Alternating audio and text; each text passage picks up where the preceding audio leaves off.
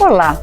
Você sabia que desde 2023 o número de mortes no trânsito superou os óbitos por arma de fogo no Brasil?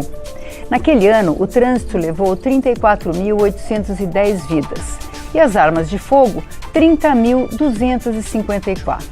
Essa informação é de uma pesquisa realizada pelas associações de medicina de tráfego e de medicina de emergência. Essa é uma realidade em 71% dos municípios brasileiros. Mas esse problema não é de hoje e já foi pior. Em 2012, o Brasil perdia mais de 45 mil vidas por ano por causa da violência no trânsito. Esse número baixou de 2014 até 2019, mas voltou a crescer consistentemente após esse período. Nessa expressão nacional, nós vamos tentar entender como o país conseguiu diminuir esse número de mortes, as causas do aumento e também as soluções que têm sido discutidas. Nossos convidados são o deputado Hugo Leal, do PSD do Rio de Janeiro, autor da Lei Seca, o coordenador-geral de Segurança Viária da Secretaria Nacional de Trânsito do Ministério dos Transportes, Daniel Maris, e o especialista em segurança no trânsito e presidente do Instituto de Segurança no Trânsito, Davi Duarte. E você, o que você acha que tem que mudar no trânsito para melhorar esses números? Manda sua colaboração pelo chat do nosso canal no YouTube e pelo WhatsApp 61996202573. Antes da gente começar, eu quero deixar um abraço e nosso agradecimento pela participação do Ivan Lima, de Pernambuco, no nosso último programa. Ivan, desculpa, infelizmente a gente não conseguiu colocar a mensagem no ar a tempo, mas a próxima vez a gente promete que coloca. Bom, muito obrigada pela presença dos senhores. Eu gostaria de saber por que o Brasil mata tanto no trânsito, professor Davi. Pois é, o Brasil mata tanto no trânsito por 3 razões básicas. Primeiro, nossa infraestrutura é ruim, né? O ambiente de circulação no Brasil, ele é acidentógeno, há muitas situações que podem ocasionar ou favorecer um acidente. A segunda razão é que a nossa fiscalização é muito ruim também, apesar de todo o esforço dos policiais militares, da Polícia Rodoviária Federal, dos vários órgãos de trânsito, ainda continua, o número de infrações cometidas é muito alto e a fiscalização é realmente deficiente. E a terceira razão, né, é que nos falta generosidade, educação no trânsito. Parece que aquele filmezinho do Pateta lá de trás, parece quando a gente sobe numa moto, pega um carro, a gente se transforma num bicho, passa a desrespeitar todo mundo e aí os acidentes são muito frequentes no Brasil. Deputado Hugo Leal.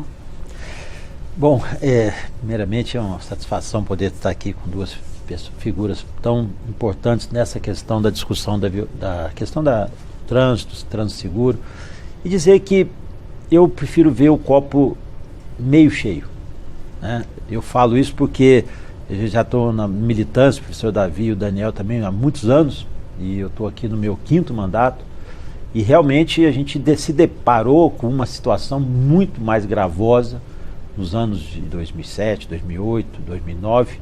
A gente teve um impacto grande realmente da Lei Seca em 2009, 2010, e tivemos vários movimentos mundiais em que o Brasil aderiu à década mundial da segurança viária, e esses movimentos fizeram uma grande mobilização. Fizemos o Plano Nacional de Redução em Mortes no Trânsito, fizemos aqui o Maio Amarelo. Então, na realidade, o Brasil estava numa curva descendente do nível dos acidentes. Nitidamente a gente vê isso.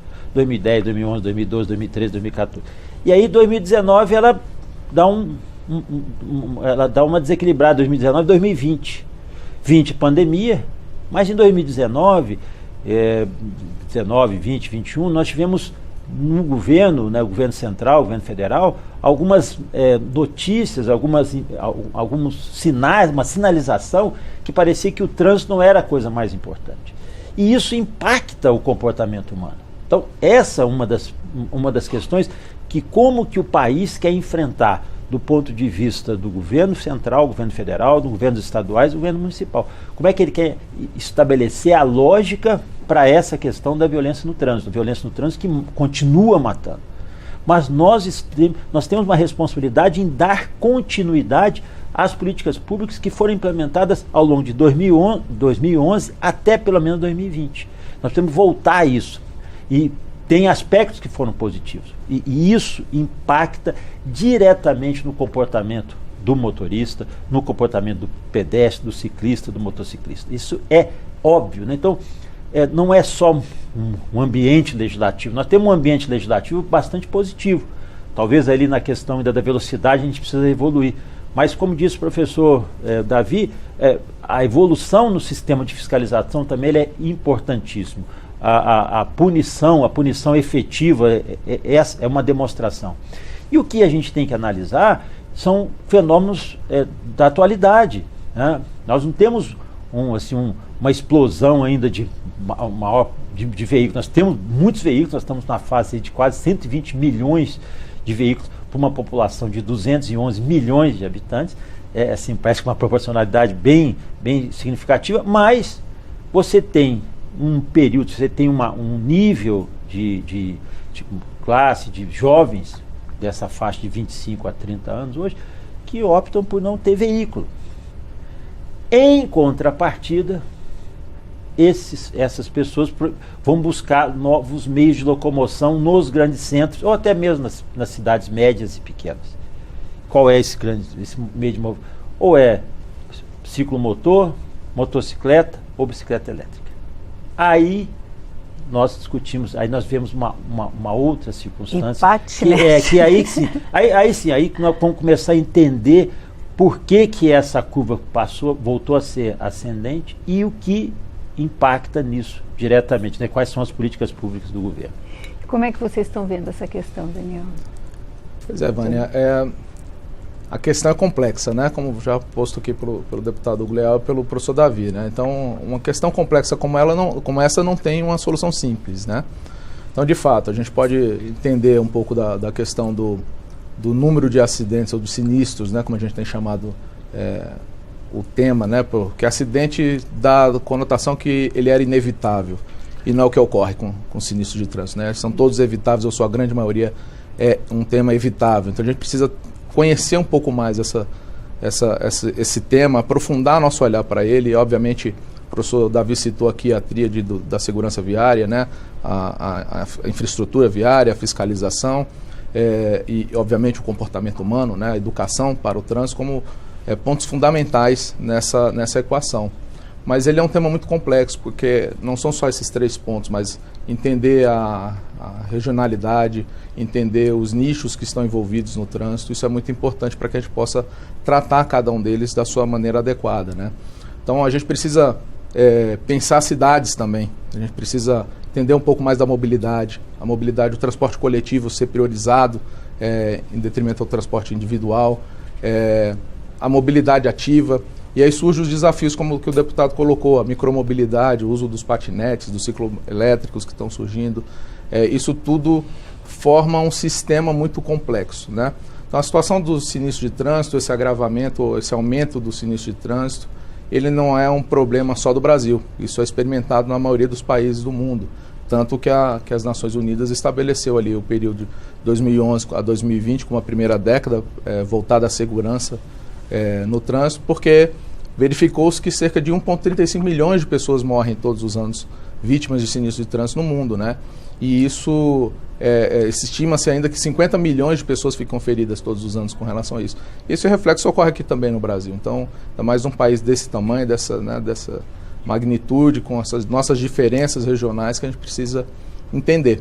E aí, dentro desse cenário, surge, né, já no ano ali de 2018, a lei que estabeleceu o Plano Nacional de Redução de Mortes e Lesões no Trânsito, o PENATRANS, que é então o grande programa, o grande bússola do país em prol da segurança viária, né? Então a gente tem uma meta aí até 2030 reduzir pela metade o número de sinistros de trânsito, um trabalho muito grande, né? Que a gente precisa que toda a nossa sociedade esteja inserida nesse processo, entenda e participe desse processo, né? Envolve aí um conjunto de ações regulamentada pelo Conselho Nacional de Trânsito, buscando então, calcada em 6 pilares, que a gente consiga reduzir o número de vítimas de trânsito no nosso país. Esse plano, Daniel, ele se dirige para o comportamento do motorista ou para a questão de infraestrutura? Ele se dirige a todos os temas que a gente possa tratar no trânsito, né? Ele está baseado em 6 pilares, né? Então nós temos o pilar da gestão, né? Então assim, da organização do Sistema Nacional de Trânsito, né? Que é bastante complexo. Nós temos o órgão federal, nós temos o órgão consultivo máximo, que é o CONTRAN, temos a Senatran, mas temos os órgãos estaduais, os DETRANs, né? Os departamentos de estrada e rodagem, os DRs, nós temos os municípios envolvidos nisso aí. Então é uma união de esforços, Penatrans é uma união de esforços. Então nós temos um pilar exatamente voltado a esse fortalecimento das instituições. Nós temos um pilar das vias seguras, então voltado um pouco mais para a questão da infraestrutura viária. Tem o pilar dos veículos seguros, então é um tema muito importante a gente tratar das tecnologias embarcadas que possam evitar o acidente ou mitigar os efeitos de um sinistro se ele vier a ocorrer. Nós temos o pilar da educação, né? E a educação a gente sempre trata, né? Trazendo para o viés de formar o cidadão. Acho que a grande questão do trânsito é uma questão de cidadania.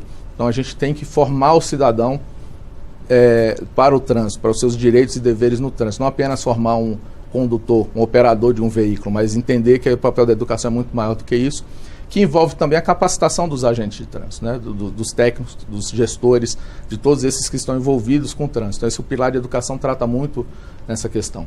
Temos um pilar específico para o atendimento às vítimas de trânsito, né? A ideia é que o sinistro não ocorra, mas se ele ocorrer, como é que a gente pode mitigar os efeitos ou melhorar o tempo de resposta para que a pessoa não venha a óbito em decorrência do sinistro. E por fim, um pilar sobre normatização e fiscalização. Então veja, o Penatrans está calcado em todos os aspectos necessários para que a gente consiga obter sucesso, obter êxito ao final dessa década. Essa diferenciação entre acidente de trânsito e sinistro chamou a minha atenção. Deputado Leal, o senhor como autor da lei seca, quando o senhor, do ponto de vista humano, né, o que a gente tem que mudar na nossa vida? Eu sou pateta. Eu entro no carro, eu viro um monstro. Mas a gente, pelo menos eu entro sóbria.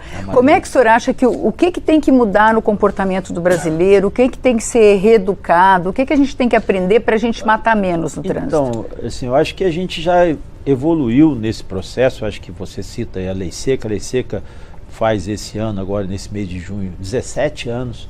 Ou seja, são 17 anos de aprendizado, de mudança, de comportamento. A mudança legislativa que se deu em 3 momentos, ela é uma mudança importante, significativa ali do ponto de vista do complexo, né, do processo de trânsito. Mas a mudança maior foi comportamental. Isso é fato. Fato porque a mudança comportamental influencia na mudança geracional, uma geração que entendeu que essa mistura não é uma mistura saudável e pronto. E isso é a mudança de cidadania, de educação, que passa a entender essa lógica. E a questão hoje do veículo, que assim, a gente precisa entender, eu acho que um outro comportamento, uma outra lógica que precisa mudar, é que essa questão que o Daniel trouxe entre o acidente de trânsito. Um acidente é uma coisa que é um acidente. Você escorregar na sua casa, uma água molhada, um tapete, um acidente. Uma coisa que podia ser evitável, um acidente. Agora, no trânsito, não. Eu sou mais gravoso. Eu não trato de sinistro de trânsito. Eu trato de homicídio. Homicídio de trânsito. Porque as pessoas têm que entender que a palavra homicídio é quando mata no trânsito. Homicídio é muito mais grave do que sinistro. É muito mais grave do que simplesmente um acidente. É isso que as pessoas têm que entender, porque o homicídio é só aquele que, se você, com uma arma de fogo, assim, quando você faz a diferença, porque tem certas circunstâncias que é um homicídio. O comportamento humano para uma atividade dessa, quer dizer, dirigir, que é uma concessão do Estado, você tem que passar por uma série de exigências para poder conduzir um veículo, uma moto ou um carro. A partir do momento que você assume uma série de riscos com velocidade, com álcool, com direção, com drogas, ou sem ser hábil para poder fazer a condução, você está assumindo uma responsabilidade. E se você provoca, entre aspas, um acidente, você está provocando um homicídio. Você é um homicida no trânsito. Isso é porque as pessoas têm a tendência a suavizar. E é uma lógica. A gente não dá para poder suavizar algumas coisas, não dá para generalizar, mas também não dá para suavizar em determinados momentos. Por isso é que às vezes essa flexibilização no trânsito, a gente suporte entender que 36 mil mortes está dentro de um padrão. Que padrão? O padrão é zero, né? Eu assim eu entendo. Então, a gente vai ter que voltar, porque eu acho que todos os nossos convidados, os dois convidados, vão voltar para o senhor com essa questão. Claro. Mas eu queria perguntar para o professor Davi Duarte, nesse aspecto. A gente que está aqui do lado de fora, vê uma pessoa bêbada, sem habilitação, ou correndo a 150 km por hora numa zona urbana, mata 3 pessoas que estão num ponto de ônibus. E essa pessoa não é punida, professor. Como é que o senhor vê essa questão? Qual é esse problema? Porque a gente vê no dia seguinte, pagou fiança de sei lá quanto e foi para a rua. Olha, a primeira coisa, eu concordo completamente com o deputado Hugo Leal, né? Até porque os acidentes não são acidentais. Existem razões, existem causas, existem fatores que levam à ocorrência dos acidentes, de trânsito especialmente, né? Então, agora, por que as pessoas não são punidas, sendo que elas foram habilitadas? Qualquer condutor, seja onde for, no mais remoto rincão do Brasil, ele sabe que não pode beber e dirigir. Isso especialmente depois da lei seca do deputado Hugo Leal, o Brasil inteiro conhece isso, né? Que não se pode beber e dirigir. O cara toma um porre e atropela 3 pessoas num ponto de ônibus, mata, e depois no outro dia sai, né, pela porta da frente da delegacia, digamos assim, depois de ter pago lá R$1.000, qualquer valor de fiança. Isso realmente é um absurdo. Então, nós temos, arredondando os números, né, nós temos no Brasil cerca de 1 milhão de mortos, nós temos cerca de 40 mil mortos no trânsito todos os anos, 1 milhão de feridos, dos quais aproximadamente 300 mil ficam com lesões irreversíveis. Isso custa uma nota para o país, custa para tudo, inclusive para o INSS. O INSS gasta 4 bilhões de reais por ano com acidente de trânsito, só com afastamento. Eu fiz essas contas recentemente. Então, assim, é um custo econômico enorme, é um custo humano, assim, muito grande, especialmente para as famílias, para os entes, né, que perdem entes queridos ou que ficam cuidando de pessoas com lesões graves, né? Então é uma dor imensa. Por que não se faz nada? E o pior, essa mensagem que vai, né, quando o sujeito mata, ele é um homicida, matou no trânsito, e quando ele sai, no outro dia está dirigindo ou está andando pela rua, a mensagem é muito ruim, porque, assim, o trânsito não tem punição, a não ser uma punição eventualmente pecuniária de uma multa, alguma coisa. Então, essa mensagem é muito ruim, porque quando não há punição, isso realimenta o cometimento de infrações graves, né, e que geram mais acidentes, né, mais lesões. Então é uma situação muito grave e que o Brasil precisa ver isso. Lei existe. Vocês acreditam que isso deve se mudar legalmente? Existe essa discussão dentro dos órgãos de trânsito? Existe em vários aspectos, sem dúvida nenhuma, né? Mas a discussão ela deve ocorrer de fato no parlamento, né? Que é quem faz as leis. Mas, como o professor Davi acabou de colocar, as leis existem, né? Agora é uma questão, talvez, de interpretação, de aplicação correta da lei, é que a gente precisaria pensar, até como sociedade, o que a nossa sociedade espera, o que a gente entende, né?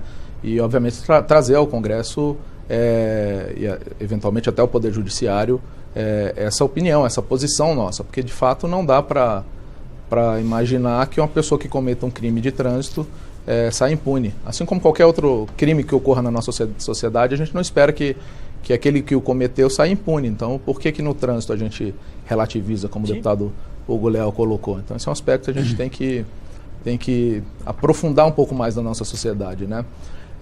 Vânia, dentro do Penatrans, a gente tem uma abordagem que a gente traz ali como algo que a gente gostaria de implantar, que a gente vem implantando no país, que é a abordagem dos sistemas seguros e do Visão Zero. Isso foi uma abordagem que iniciou no final da década de 90, na Suécia, na Holanda, que trazem alguns princípios fundamentais para a gente olhar para a segurança viária. E um desses princípios é da responsabilidade compartilhada. É um dos que a gente mais tenta adotar, porque muitas vezes a responsabilidade de um acidente, de um sinistro de trânsito, recai na vítima, recai no condutor, e a gente precisa avaliar isso de uma maneira um pouco mais ampla. Isso é o que chama esse princípio do Visão Zero, que essa responsabilidade para a ocorrência de um sinistro é de todos nós, é de todo mundo que atua. Não é somente da vítima ou de quem ocasionou o acidente, é também deles, na vítima não, mas também de quem ocasionou o acidente, mas é também dos órgãos de trânsito, é também de quem projeta a via, é também de quem faz a gestão, dos gestores, mas é também de quem legisla, é também de quem aplica a lei, é também de quem fiscaliza. Então a gente precisa entender um pouco mais, aprofundar um pouco mais nessa questão das nossas responsabilidades, das responsabilidades da nossa sociedade e daqueles que devem garantir os direitos da sociedade, para ter um olhar um pouco mais atento a essa questão e, de fato, penalizar, ter medidas de penalização para que as pessoas pensem melhor ao tomar a decisão de pegar um veículo embriagado e se colocar em risco e colocar em risco outras pessoas por conta disso. Então, deputado Gleu, o senhor falou que é homicídio. Sim. O homicídio a gente tem pena mínima de 12 anos, se não me engano. O de trânsito já não é assim, aí tem o culposo, tem o dolo eventual.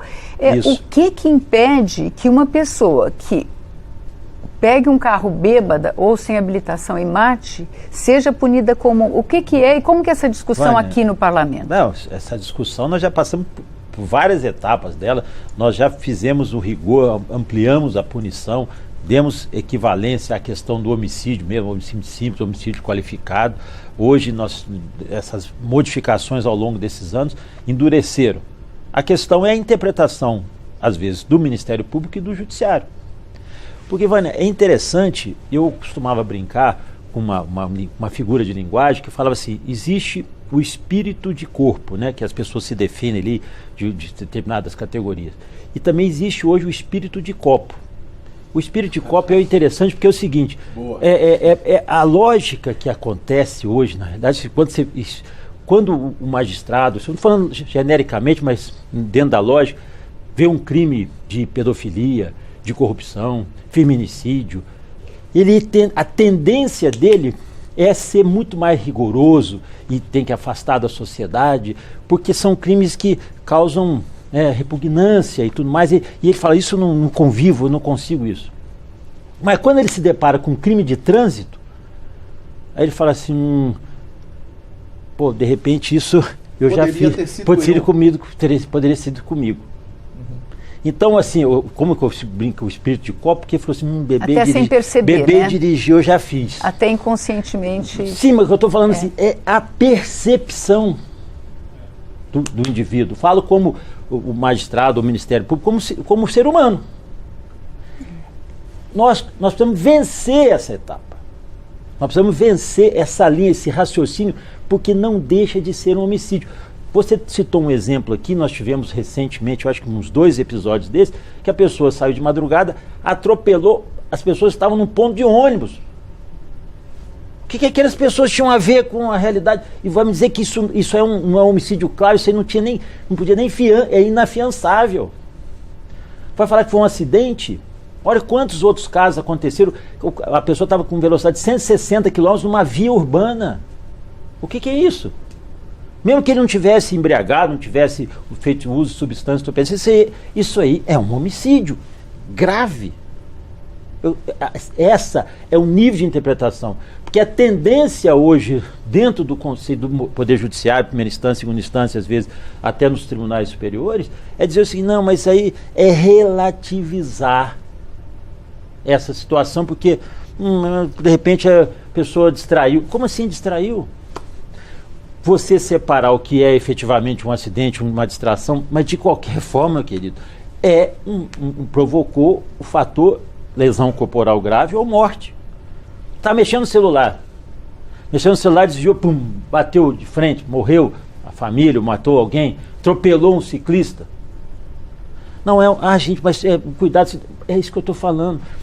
Quanto mais o Poder Judiciário, o Ministério Público, o ambiente, a sociedade interpretar, não, a gente não precisa ser tão rigoroso. Pronto, aí é todo um ambiente fértil para a gente ter o que a gente tem. Quando você olha a curva de crescimento do Ocidente, fala assim, eu acho que tá bom. Como assim tá bom? É isso que causa, para a gente que atua dentro do segmento trânsito, fica parecendo assim, que você, entre aspas, você sofreu um acidente e morrer no trânsito, é normal, você vira estatística. Desculpa. Então a gente passou diversas vezes por uma outra questão, a questão do limite de velocidade. Quer dizer, claro que em nenhum lugar é permitido 150 por hora. Teve um acidente em São Paulo, numa rua onde é uma rua super estreita, onde eu morei. Não tinha o menor cabimento alguém andar a 150 km por hora. Mas como é que o senhor vê essa questão, deputado, professor Davi, da diminuição dos limites de velocidade? Existe uma grande polêmica, Brasília está passando por isso, São Paulo passa eternamente, Rio de Janeiro, porque a gente tem muita via expressa no Brasil, né? E alguns administradores públicos resolveram diminuir essa velocidade. Quais foram os resultados? Como é que o senhor vê essa questão? Olha, nenhum país reduziu a mortalidade e o número de feridos, nenhum país reduziu a violência no trânsito sem reduzir a velocidade em áreas urbanas, especialmente em áreas urbanas. Isso é ponto pacífico, isso tem na história, só olhar as estatísticas. Então, a redução da velocidade salva vidas. E o outro ponto forte, que o deputado sempre teve uma atuação exemplar com isso, é a questão de beber e dirigir. Então, com relação à velocidade, né, essa é uma perna do problema que precisa ser combatido. Então, há uma resistência muito grande dos condutores em reduzir, em obedecer os limites de velocidade. Agora, por que se deve obedecer o limite de velocidade? Primeiro, você ir a 80 ou a 60, o ganho de tempo geralmente é irrisório. Você só aposta uma corrida aqui, passa na frente para ver quem é que chega na pole position do próximo semáforo. Isso é a primeira coisa. Segundo, uma colisão a 60 km por hora, ela é 4 vezes mais brutal do que a 30 por hora. Então, toda vez que você dobra a velocidade, você multiplica por 4 a violência da colisão. Isso é lei da física. É aquele meio de mv ao quadrado lá, é uma lei da física. Isso não tem como fugir, né? Então, além disso, os ferimentos, com o aumento da velocidade, os ferimentos e a gravidade do acidente fica muito maior, o crescimento é exponencial. E a terceira coisa é que quando você está em excesso de velocidade, a distância de frenagem é muito maior e resta muito menos tempo tanto para o condutor tomar uma decisão e frear ou adotar uma manobra evasiva, alguma coisa, quanto para, por exemplo, um pedestre que está atravessando a rua ou outro condutor que está ali no ambiente de tráfego, né? Resta muito pouco tempo para ele tomar a decisão. Então a velocidade é super nociva. Então o que se pode fazer também com a velocidade é, a exemplo da lei seca, ser bastante mais rigoroso, né? Porque a lei seca funciona. Eu tenho amigos que antes bebiam e dirigiam e que deixaram de beber. Não de beber, de beber e de dirigir. Né? Vão de carro por aplicativo, vão de táxi, pegam uma condução qualquer, uma carona, mas isso mudou muito o comportamento. E aí, deputado, não é só da nova geração, não, é o pessoal da nossa geração, né? É o pessoal mais antigo que antes fazia. Os jovens têm até mais facilidade de lidar com essas questões. E aí mudou. Então, se a gente precisa ser mais rigoroso com excesso de velocidade, né, especialmente em vias urbanas, para que a gente cause um choque para reduzir a velocidade em áreas urbanas especialmente. Agora, deputado Leal, virou uma briga ideológica. baixar de 80 para 60 a velocidade numa via expressa dividiu os parlamentos, a discussão, parecia que era um problema para a gente que está aqui fora, é meio esquisito isso. Como é que o senhor vê isso baixar? Vânia, me permite, e o ganho de tempo é irrisório. Aqui no eixão de Brasília, se você sair de uma ponta for a outra, a 80 ou a 60, você ganha 1 minuto e meio, 2 minutos, não dá nem tempo de tomar um cafezinho. Então, é só a questão da sensação. Vânia, eu costumo brincar o seguinte, né? Você falou diminuir de 80 para 60, 20 quilômetros, que diferença faz? Eu me lembro aqui em 2013, os 20 centavos da passagem, foi uma diferença enorme para o país naquele período. A gente tem que entender esses fatores históricos, isso tudo influencia. E essa questão da velocidade é a mesma coisa. Eu tenho aqui um projeto de lei que é de 2015, que é um projeto polêmico, tem 10 anos de tramitação, ainda está, que chama-se velocidade média. Nas vias expressas ou nas estradas, ao invés de você ter um ponto onde tem ali a fiscalização eletrônica, o chamado pardal ou radar, você vai medir por trecho. Então, não adianta você... aí a velocidade média vai ser 80, 90, ele pode ter um trecho andar 110, depois diminuir para 70, mas no trecho ele tem que fazer a velocidade média de 80. Isso é dá muito mais resultado do que a aferição local. A aferição local em centros urbanos é importante, ele continua sendo importante. Só que ele é importante e tem que obedecer a uma racionalidade. Todos os pontos onde tem sistema eletrônico de radar, eles têm que ser homologados pelo Senatran, ou seja, deveriam ser acompanhados nos pontos, nos municípios, nas cidades. Os prefeitos, né, as autoridades municipais têm autonomia para estabelecer a sua fiscalização. Mas tem que guardar uma proporcionalidade, uma racionalidade. É isso que às vezes as pessoas não compreendem e acaba tendo um excesso desse tipo de fiscalização sem a racionalidade, o caminhamento e a orientação. Por que aquele medidor de velocidade, aquele radar ou aquele pardal está naquele local. Eu acho que assim, é muito mais uma campanha de esclarecimento, de conscientização do que simplesmente dizer assim, olha, vai ter que diminuir a velocidade. Por que eu estou diminuindo a sua velocidade? Porque aqui nessa via já morreram X pessoas. Aqui nessa via já aconteceram X acidentes. Na sua cidade... Sim, desculpa. Perdão, eu aqui peço desculpa. No Rio de Janeiro está acontecendo essa discussão. Agora, qualquer pessoa que já passou de madrugada no aterro do Flamengo, onde morre muita gente, sabe que as pessoas voam baixo ali, né, deputado? O aterro é um tipo de local... Quem conhece o Rio de Janeiro sabe, por causa da distância dele, do início do aterro até o final, que você pode fazer um radar de velocidade média. Uma medição na entrada, uma medição na saída. Se o cara passar se ele ficar ali no meio, se ele for... Não tem problema, mas a aferição vai ser feita dessa forma. E se ele ultrapassar dentro da velocidade média, a autuação. Aí é muito mais lógico, muito mais racional. O que precisa, na realidade, assim, é uma campanha de esclarecimento, de diálogo para a população, para explicar por que existe o medidor de velocidade, por que existe aquele radar está naquele ponto, e você botar a estatística. É só botar o radar com a estatística de acidentes naquele ponto ali, pronto. Inclusive, claro, né, a fiscalização, o policiamento de trânsito não existe para punir as pessoas, existe para proteger. Existe para afastar aquelas pessoas, punir e inibir aquelas pessoas que estão, que cometem infrações graves. É porque é irritante. É irritante. Eu falo isso como cidadão, não só... É você chegar a uma atuação na sua casa e falar assim, era 60 e passou a 65. É irritante. O cara fica chateado porque é impactante, é irritante, é impactante, porque é o perfil do cidadão. Eu não quero ser... Eu não inflacionei. Inflacionou, querido, mas é difícil. Até pra gente mesmo. Como é que é essa questão para vocês da indústria da multa? Porque a pessoa fala, está tendo... Não, é a indústria da multa. Botou um radar, virou a indústria da multa. É uma questão educacional. Como é que a gente resolve essa mentalidade? Porque parece que você se sente perseguido mesmo. É verdade. Você vê mas como é que se trata essa questão? Como é que você acha que se deve abordar essa questão? O que alimenta a indústria da multa é a indústria de infrações. Exato.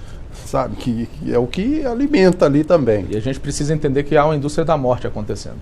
Não é isso? Então, assim, a gestão de velocidade, sem dúvida nenhuma, é um tema muito importante, né? É um fator de risco talvez dos mais importantes. O professor Davi trouxe alguns dados aqui, mas a gente precisa entender que a velocidade, ele, inclusive, perante os demais fatores de risco, ele é um fator de potencialização. Sim. Então, se você bebe e dirige a alta velocidade, você vai ter um efeito pior. Se você se distrai, o professor falou aqui dos tempos de reação, de frenagem, se você está distraído, mas numa velocidade maior, você vai ter menos tempo de reação e, consequentemente, uma distância maior de frenagem. Então, veja, a velocidade, ela maximiza os efeitos dos demais riscos. E a gente precisa tratar disso. E eu concordo plenamente com o deputado Hugo Leal que isso é um trabalho de comunicação. Acima de tudo, é um trabalho de comunicação. Então, a gente não tem que lidar... Assim como o termo indústria da multa é um trabalho de comunicação daqueles que são transgressores contumazes... Fake news. E que acabam tendo voz perante a nossa sociedade, porque aquele que não comete infração, que é a grande maioria da população, esse não vem criticar, esse não está aqui criticando, não tem palanque para ele ficar falando. Sim, esses que não cumprem a legislação ou que se envolvem nesse tipo de sinistro, no cometimento desse tipo de infração. Então, esses que é a minoria, acabam tendo maior voz. A gente tem vários exemplos no país de como tratar desse problema, exemplos no exterior, mas eu chamo a atenção para aqui no Brasil, né? Fortaleza, por exemplo, é uma cidade que tem ganhado até prêmios internacionais pelo reconhecimento. Sim. E um dos grandes fatores é o trabalho na gestão de velocidade. Comunicação. E junto com a comunicação, aliada à comunicação. Porque a gente precisa, de fato, mostrar para a sociedade por que a gente está implantando. Está implantando um radar de fiscalização, por que a gente está fazendo alteração da regulamentação da velocidade naquela via. Isso é importante para a gente ter engajamento, para que a sociedade entenda aquilo ali, entenda de uma maneira positiva, que aquilo está sendo feito para salvar vidas. Né? E aí eu chamo, dentro da gestão de velocidade, a gente tem chamado muita atenção na Senatran, que não é somente a fiscalização de velocidade, né? A gente chama, eu como engenheiro chamo muito o papel do engenheiro nesse processo, né? Dos engenheiros, especialmente dos órgãos de trânsito, porque dá a impressão, até para quem é favorável ao termo indústria da multa, que eu estou sendo vigiado o tempo todo por câmeras para pegar o meu delito, o momento que eu errei ali. E a gente vai errar, o ser humano vai errar sempre, é outro conceito do Visão Zero, a gente vai continuar cometendo erros, né? Mas a gente precisa entender que não é admissível que alguém morra por conta do erro cometido. E nesse aspecto, até da responsabilidade compartilhada que eu falei anteriormente, a gente precisa chamar a atenção também de quem projeta a via. Porque a via dita o comportamento do condutor, a via tem que ditar o comportamento do condutor. Faz muito sentido. E por muito tempo a gente achou que de tal comportamento é simplesmente botar um aparelho de fiscalização eletrônica. E não é somente isso. De que forma? Você pode explicar? Claro, a gente precisa repensar o desenho da via. Então, a Terra do Flamengo, uma via com várias faixas, ampla, obviamente nem todo período do dia ela tem uma fluidez que permite atingir velocidades maiores, mas no período que não tem tanto carro, você é convidado a acelerar o veículo, porque a via lhe convida a isso. Aqui em Brasília, a maioria das nossas vias são assim, né? Então a gente precisa... São vias expressas. A gente precisa entender essa relação, balizar a regulamentação de velocidade em cima disso. Olha, onde não há interação com outros veículos, com os pedestres, numa via expressa, a gente até admite uma velocidade maior. Mas onde a gente tem um ambiente residencial, um ambiente comercial, em que há um risco inerente às ações de todos ali, a gente precisa ter um olhar para isso e pensar a via da maneira adequada, para a vocação que ela tem.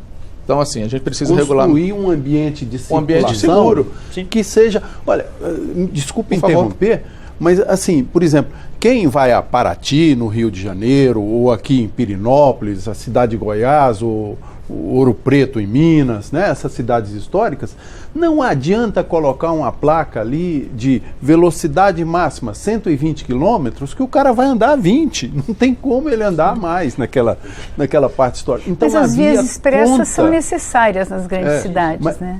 A via conta para o condutor que velocidade ele deve praticar ali. Então, quebrar longas perspectivas, construir algumas formas de... se chama moderação de tráfego, né? para que o condutor obedeça, seja obrigado a obedecer a velocidade de segurança. Exato, então o professor acabou de colocar, né? Como a gente pode lidar sem ser somente por fiscalização. Um desenho viário adequado, adotar medidas de moderação de tráfego, às vezes o próprio estreitamento da faixa, você já cria um resultado de redução de velocidade, né, na pessoa, no condutor. Uma lombada, eventualmente, uma chincana, ações de engenharia mesmo. A gente precisa ter um olhar para a engenharia da via, para que a gente tenha o comportamento esperado. Mais uma vez, a via precisa ditar o comportamento. Né, os dados que o professor mostrou ali, eu vou acrescentar um atropelamento a 60 km por hora, a chance de sobrevivência é de menos de 10%. E a gente acha 60 uma velocidade razoável. 60 km por hora é uma velocidade que todos nós praticamos todos os dias. Se a gente mudar um pouco o foco da velocidade para a altura, que a gente pode fazer essa correlação, se a gente se colocar no beiral de um edifício em construção que não tem a proteção ainda, no 8º andar, e acho que aqui ninguém vai se arriscar a fazer isso, a gente sabe o risco que é de morrer, porque a gente está se colocando nessa condição de risco, é o equivalente a um atropelamento a 80 km por hora. 60 km por hora é equivalente ali a uma queda de um prédio de 5, 6 andares. E mesmo assim nós não nos colocaremos em risco no 5º andar. Se a gente baixa essa velocidade para algo em torno de 30 km por hora, que as estatísticas demonstram que a chance de sobrevivência, aí sim é de 90% de sobrevivência em caso de um atropelamento a 30 km por hora, o que equivale a cair de um prédio de 2 andares, a gente talvez não se coloque em tanto risco, mas a gente sabe que do 2º andar, do 1º andar, há muitos casos de pessoas que caíram e sobreviveram. Claro, com ferimentos, sim, mas sobreviveram. A gente precisa entender essa nossa relação com a velocidade. Nós somos vulneráveis à energia, né? O corpo humano ele é vulnerável, então a gente precisa entender isso e adotar esses conceitos na engenharia também, não só na fiscalização. A gente está com um bode na sala, você em casa já percebeu isso, né? Eu não falei até agora de moto, eu pedi para eles não falarem de moto, para deixar para a gente encerrar o programa com essa questão. Professor, eu sei que o senhor tem um estudo sobre o que significam as motos nesse conjunto de 23, 35 mil mortes. O senhor falou 40 mil. Olha, enfim. A gente tem um problema de mortalidade muito sério e há muitos anos. O Brasil já perdeu 1.300.000 brasileiros no trânsito. Nenhuma guerra, a Guerra do Paraguai, nós perdemos 50 mil pessoas. 1.300.000 pessoas morreram no trânsito desde que a gente começou a ter automóvel no Brasil. É muita gente. E agora, eu até há 3 meses, acabei de fazer um estudo para a Fundação Mafre, ela, assim, sobre motocicletas. Nós temos aqui no Brasil, nossa situação é muito grave, viu, deputado? Porque, olha bem, nós temos alguns estados no Brasil que têm mais moto do que habilitado para conduzir. Sem citar estados, mas alguns estados têm 3 vezes mais motos do que habilitados. O Daniel sabe disso também, né? Nós temos, nessa pesquisa, você começou a pilotar moto com que idade? 15. Eu peguei gente que começou com 9 anos. Né? Entrevistado. Não, comecei com 9. E agora? Não, agora eu tenho 17. Já tenho experiência. Você já caiu? Isso aqui e tal. Aí mostra os ferimentos, enfim, as lesões. Então, moto é um problema no país. Para dar um número geral, atual, é o seguinte: hoje, metade de todas as mortes que ocorrem no trânsito foram de motociclistas. Então, moto, aquilo que a gente estava falando, que o Daniel levantou, que um dos pontos é a questão de um veículo seguro. Moto é um veículo inseguro, porque no carro, se você bater, você tem o cinto de segurança, tem o airbag, tem toda uma caixa metálica te protegendo. Moto, se você bater ou cair, os pequenos acidentes se transformam, já são graves, né? Então, moto é o primeiro problema, que é metade dos mortos. E 8 em cada 10 feridos graves que ficam com lesões para o resto das vidas, que ficam paraplégicos, perdem uma perna, um braço, enfim, lesões graves, né? E que ficam encostados no INSS, encostados entre aspas, né? Como se diz popularmente, né? São motociclistas. Se a gente andar por vários, o deputado Hugo Leal e o Daniel sabe disso muito bem também, os hospitais brasileiros de urgência estão coalhados de motociclistas ocupando leitos, assim, nas emergências, então é o que chega, né? Então, de feridos e que não vão a óbito. Então nós temos uma situação muito grave no Brasil e a questão das motos veio, e aliás... É de calamidade. É de calamidade. Caso, é de calamidade. É de calamidade. Olha, assim, 8 em cada 10 feridos no trânsito são motociclistas. E o custo para o SUS é o dobro de um... Então, porque o para-choque é a pessoa. De um acidentado de carro, então, o para-choque é a pessoa, né? É o corpo dela. Ele bate e o estrago é maior. Agora, a moto hoje é uma questão econômica então, também, deputados. É mais barato vamos que carro. Vamos entender o seguinte, né? O que significa isso, esse fenômeno da motocicleta, especialmente nos estados do Nordeste, do Norte, por causa da mobilidade, deixaram de... Aquela lógica que a gente teve há 10 anos atrás continua num crescente, né? Ao invés de ter o seu burrico, o seu jumento, o seu jegue lá, ele hoje é moto, ele toca gado com moto, ele vai fazer todas as atividades com moto. A motocicleta virou um ativo barato, acessível. Quando você compara, aí dados estatísticos, quando você compara a de 2011, que tínhamos um índice de acidentalidade altíssimo, mas você via que as motocicletas representavam 24%, 25% do número total de mortes. Hoje, em 2023, nós já tivemos redução nos acidentes de carro, ainda permanece ali na faixa de 21%, 22%. A moto sai de 24%, 25% para 39%. Isso de mortes. 39% no cômputo geral. 4% de ciclista, 2%, 3% em ônibus, mais moto. Então, isso é um fato.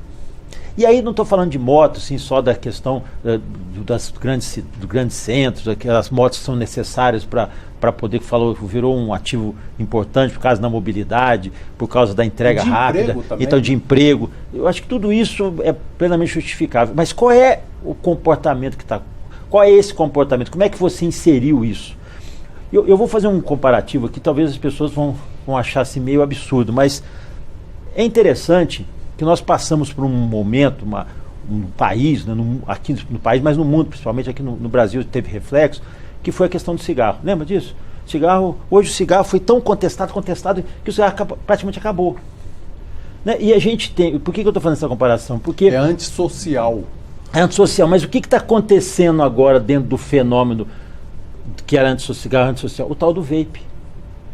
Guardadas as devidas proporções dentro da acidentalidade, as pessoas deixaram de adquirir veículos, carros, para adquirir moto. Moto que eu falo, ciclomotor, bicicleta elétrica, é uma forma de mobilidade.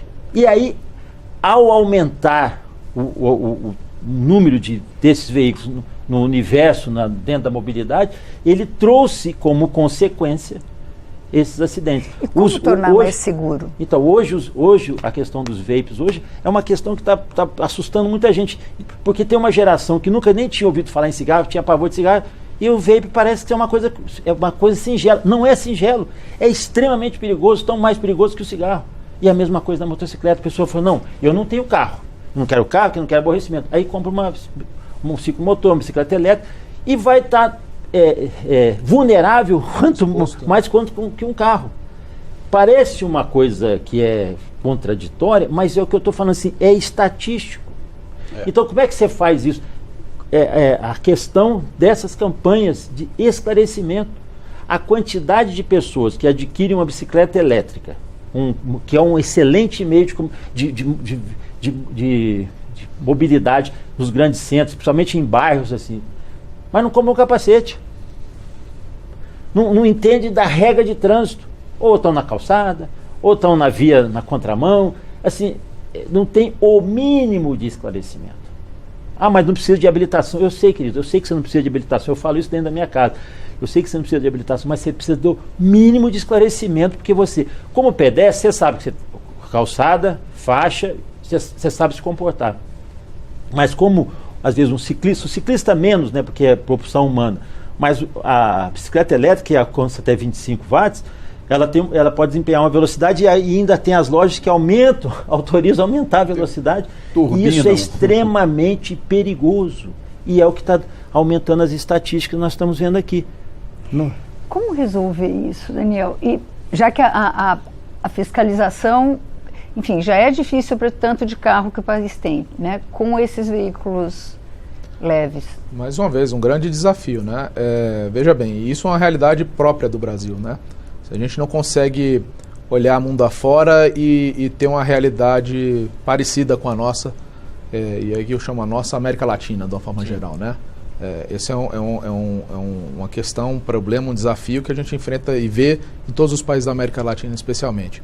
Porque se a gente olha para a Europa, para os Estados Unidos, os grandes centros desenvolvidos na questão, a gente identifica que o uso da moto lá é diferente do nosso uso aqui, né? Não tem tanto uso econômico, social que a gente adota aqui no Brasil.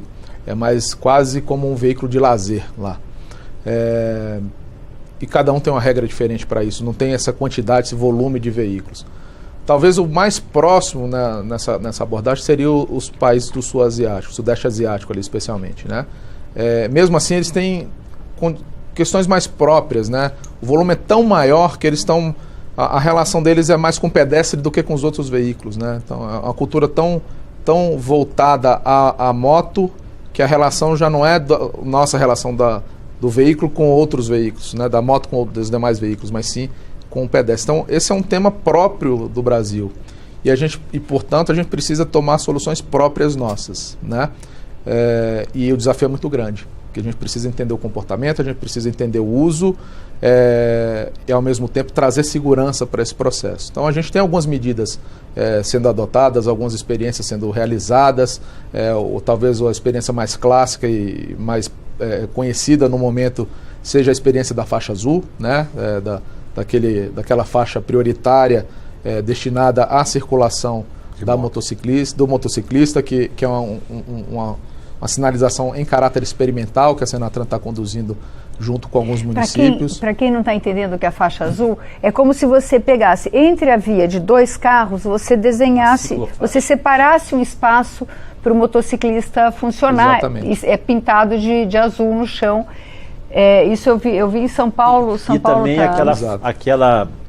aquele quadrado que tem na frente antes do farol, semáforo, para que as motos possam ficar. Exatamente. Isso eu vi há 15 anos atrás na Coreia e a gente está aí trazendo também para o Brasil. Sinalização da motobox aí, dessa faixa já é mais antiga, já é mais anterior e está consolidada já nas resoluções do CONTRAN, né? Então vários municípios já adotam. A faixa azul, de fato, é um espaço entre uma faixa, normalmente a faixa mais à esquerda e a faixa ao lado, né? Sim. Em que se coloca uma sinalização, foi escolhida a cor azul, por isso faixa azul, para trazer essa visibilidade para todos os usuários da via, em que se destina a um espaço prioritário, ele não é exclusivo. Né? E não é exclusivo porque os veículos precisam mudar de faixa, se fosse exclusivo eles seriam impedidos de fazer isso, né? Mas ele busca organizar essa relação que há entre veículos, de uma maneira geral, e motocicletas numa corrente de fluxo, né? Numa via específica.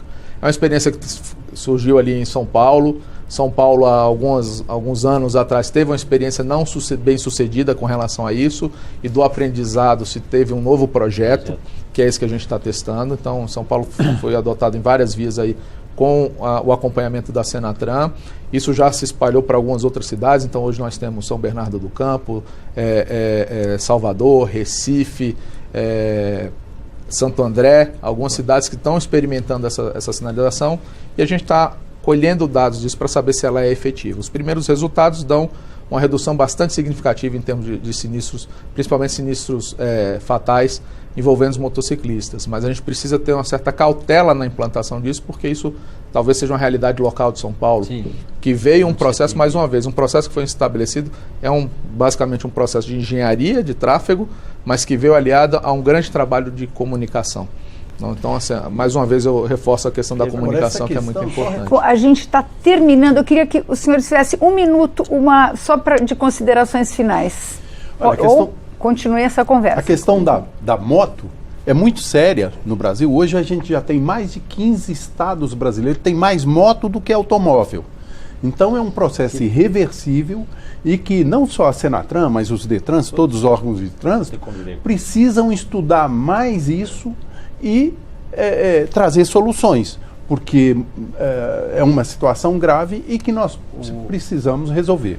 Vânia, eu acho que assim, como finalização aqui das nossas conclusões, né, a gente encerrou aqui com a questão da moto, e a moto passa a ser cada vez, motociclomotor, todos eles, passa a ser cada vez mais necessário nos grandes centros, né? É evidente, e um outro fenômeno que tem crescido avassaladoramente, que é a questão do mototáxi.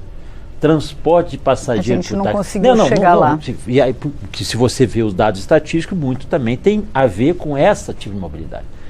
Qual é uma solução?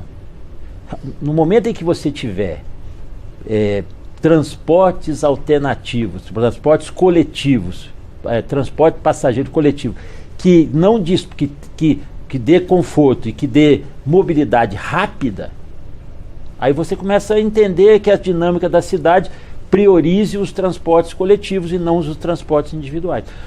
Porque hoje a pessoa opta pela motocicleta por causa da mobilidade, por causa fora do trânsito, para fugir dos entraves da vida moderna.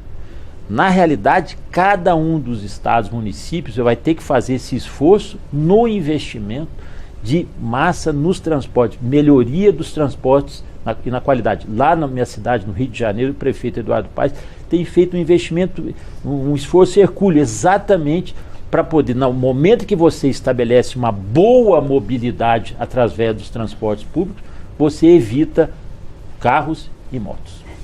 Daniel, por favor. Perfeito, acho que, Vânia, assim como fechamento, o trânsito é reflexo da nossa sociedade. E a gente precisa chamar a nossa sociedade a esse debate, a contribuir com isso, né?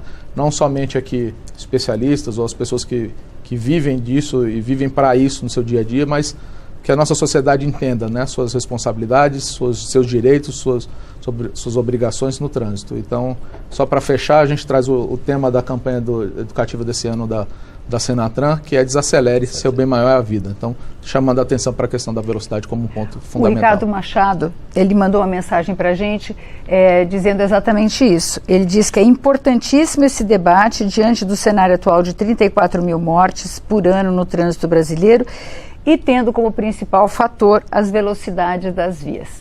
Eu agradeço ao Ricardo por ter mandado a mensagem, aos nossos convidados. Nós conversamos sobre violência no trânsito com o especialista em segurança no trânsito, Davi Duarte, o coordenador-geral de segurança viária da Secretaria Nacional de Trânsito do Ministério dos Transportes, Daniel Maris, e o deputado Hugo Leal, do PSD do Rio de Janeiro. Se você quiser rever este programa, vá ao nosso canal no YouTube. Obrigada pela audiência e até a próxima.